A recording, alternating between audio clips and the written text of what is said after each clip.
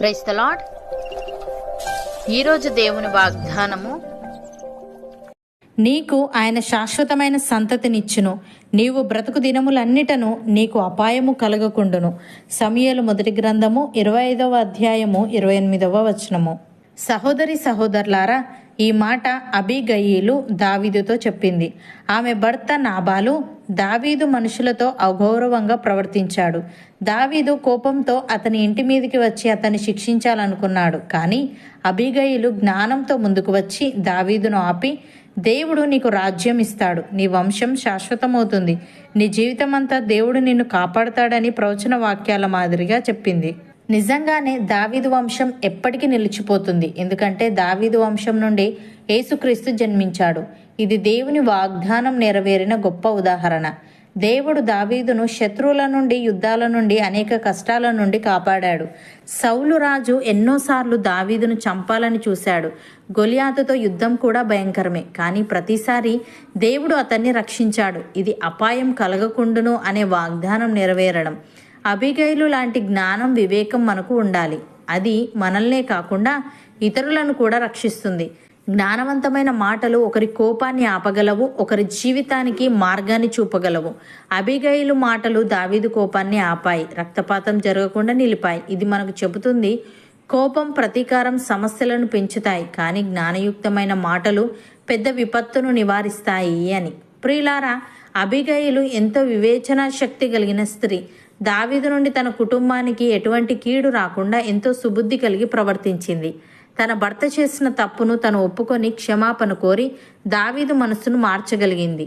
మనం సుబుద్ధితో చేసే పనులు, మనము కలిగి ఉన్న తగ్గింపు తత్వం మనకెప్పుడూ మేలే కలుగజేస్తాయి. అవి దేవుని కాపుదల మనపైకి వచ్చేలా సహాయపడతాయి. కాబట్టి దేవుని వాక్యానుసారంగా మన జీవితాన్ని మార్చుకుని ఆయన మార్గంలో నడవడం మనం అలవర్చుకునవలసిన వారమై ఉన్నాము.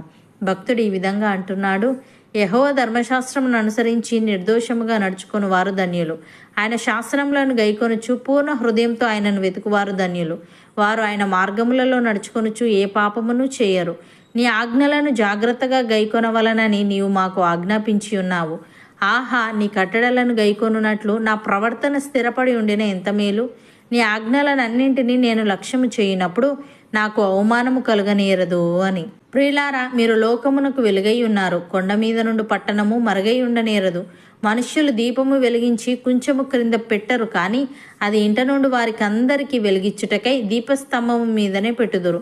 మనుష్యులు మీ సత్క్రియలను చూచి పరలోకమందున్న మీ తండ్రిని మహిమపరచినట్లు వారి ఎదుట మీ వెలుగు ప్రకాశింపనీయుడి. అపోస్తలుడైన పౌలు తిమోతికి వ్రాస్తూ ఈ విధంగా అంటున్నాడు, మన క్రియలను బట్టి కాక తన స్వకీయ సంకల్పమును బట్టి అనాది కాలముననే క్రీస్తు యేసునందు మనకు అనుగ్రహింపబడినది, క్రీస్తు యేసును మన రక్షకుని ప్రత్యక్షత వలన బయలుపరచబడినదియునైన తన కృపను బట్టి మనలను రక్షించి పరిశుద్ధమైన పిలుపుతో ఆయన మనలను పిలిచెను. ఆ క్రీస్తు యేసు మరణమును నిరర్ధకము చేసి జీవమును, అక్షయతను సువార్త వలన వెలుగులోనికి తెచ్చెను. ఆ సువార్త విషయంలో నేను ప్రకటించువాడనుగాను, అపోస్తలుడుగాను, బోధకుడనుగాను నియమింపబడితిని. ఆ హేతువు చేత ఈ శ్రమలను అనుభవించుచున్నాను గాని నేను నమ్మిన వాణ్ణి ఎరుగుదును గనుక సిగ్గుపడను.